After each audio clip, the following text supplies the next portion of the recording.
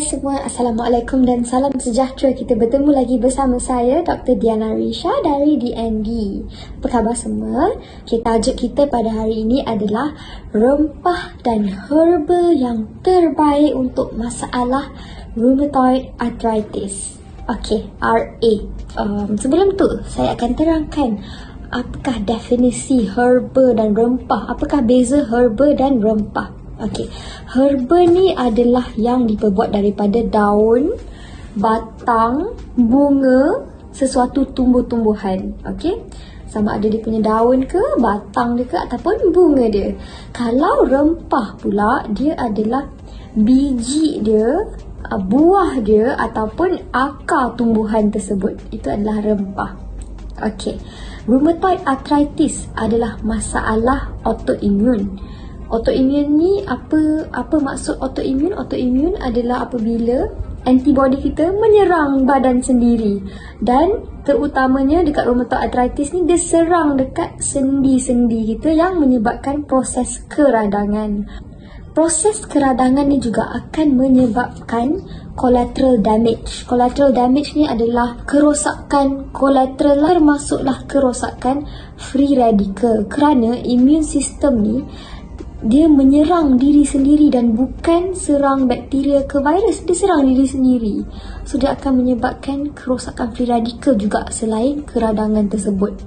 So rheumatoid arthritis ada berkait rapat dengan masalah dengan T-cell. T-cell ni adalah sel yang terlibat dalam sistem imun kita, dan terdapat beberapa jenis T-cell iaitu helper T-cell, killer T-cell, T suppressor cell dan T regulatory cell. Okey, T suppressor cell dan T regulatory cell ni dia berfungsi untuk sepatutnya dia kalau macam dia dapat detect, dia dapat kesan sama ada terlalu banyak proses yang attack yang menyerang dekat dalam badan ni, sepatutnya dia akan off dekat situ. Dia akan sekat proses tu daripada berlaku, dia akan stopkan, dia akan meredakan keadaan. Tapi apabila T suppressor cell dengan T regulatory cell ni tak berfungsi dengan baik, so dia tidak akan dapat stop tindak balas tersebut. So tindak balas yang attack, serangan tu akan berterusan. So dengan menggunakan herba, dia akan meredakan proses keradangan dan dia juga akan meningkatkan sistem imun badan kita. Antara contoh herba yang pertama adalah halia. Okey, halia ni macam mana dia bertindak? Dia akan meningkatkan leukotrienes. Dan leukotrienes ni adalah alat yang digunakan oleh sel imun kita untuk membunuh patogen. Okey, dia adalah alat yang digunakan oleh sel imun kita untuk membunuh patogen. Patogen ni adalah yang macam bakteria ke, fungus ke, virus ke, dia ada dekat dalam leukotriene ni. Okey, so yang kedua adalah thyme. Thyme ni bersifat antimicrobial dan juga antioksidan juga. So dia ada juga sifat-sifat untuk membunuh bakteria, virus, fungus tu, dan juga dia bersifat antioksidan iaitu dia melawan free radical. Free radical ni adalah benda yang memusnahkan sel kita, yang merosakkan sel kita. So itu adalah kebaikan thyme. Yang ketiga adalah kunyit, turmeric, kan? Okey, so kunyit ni dia dapat mengurangkan keradangan satu, dan juga dia sama juga dapat mengurangkan kerosakan free radical. Yang keempat adalah kayu manis. Kayu manis dapat merendahkan CRP. Pernah dengar tak CRP? Kadang-kadang kalau kita ambil darah dekat lab, doktor akan mengambil CRP, C-reactive protein, yang menandakan keradangan yang ada dekat dalam badan. So, kayu manis ni dapat merendahkan CRP tersebut, dapat menurunkan CRP. Yang kelima adalah, cuba teka apa? Bawang putih. Okay, saya dah pernah buat tajuk tentang bawang putih ni. Banyak sangat khasiat dia. Boleh tengok balik video bawang putih saya tu. Tapi kesimpulannya bawang putih ni dia lebih kepada kebaikan dia adalah antimicrobial, antiviral dan juga antioksidan juga. Yang ketujuh adalah lada hitam. lada hitam ni dapat merendahkan cytokine. So cytokine juga adalah proses yang terlibat dalam keradangan. So dia akan merendahkan cytokine tu supaya keradangan dapat berkurang. Okay, yang terakhir sekali adalah oregano.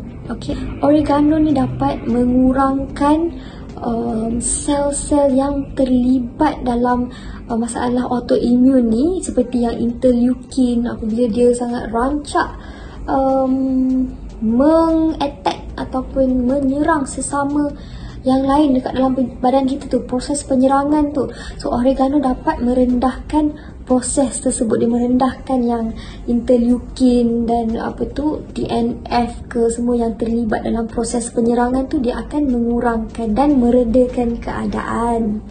Okey, so itu adalah 8 rempah dan herba yang boleh digunakan dalam masalah rheumatoid arthritis. Okey, tips yang lain untuk rheumatoid arthritis ni, salah satu tipsnya adalah untuk meningkatkan potasium dalam badan kita. Okey, biasanya potasium ni dijumpai kat mana? Okey, bukan sahaja dekat pisang ya. Dia ada juga dekat dalam sayur-sayuran hijau. Okey, so banyakkanlah makan sayur-sayuran hijau kerana dia tinggi dengan potasium.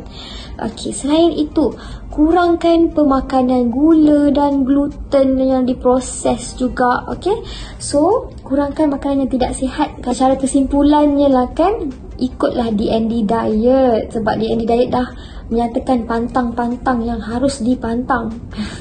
Okey, yang ketiga adalah rajinkan berpuasa.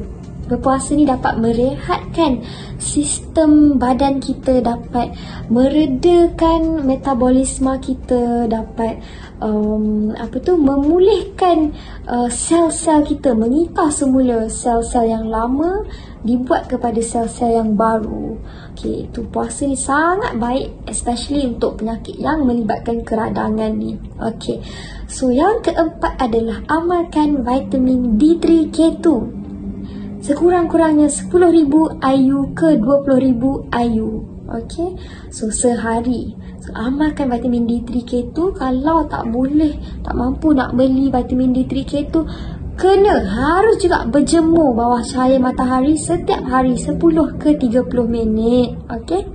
Yang terakhir sekali, kurangkan pengambilan minyak sayuran seperti minyak canola, minyak sunflower, minyak jagung, sebab semua ni mengandungi omega 6 yang sangat tinggi yang bersifat pro-inflammatory, iaitu bersifat keradangan. Okey, so kita nak elakkan keradangan ni, so kita kena buang minyak-minyak sayuran yang menyebabkan keradangan ni. Okey, gantikan dengan minyak yang sihat seperti minyak zaitun ke, minyak kelapa ke. Okey, itu sahaja daripada saya pada hari ini. Terima kasih kerana meluangkan masa anda untuk mendengar. Semoga kita berjumpa lagi. Bye.